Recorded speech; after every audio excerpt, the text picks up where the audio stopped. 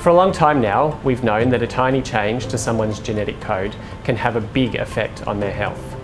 It is amazing and terrible at the same time that one DNA letter wrong in the billions that make up someone's unique DNA sequence has the power to cause devastating diseases like cystic fibrosis, muscular dystrophy and Fanconi Anaemia, a disease which we study in my lab.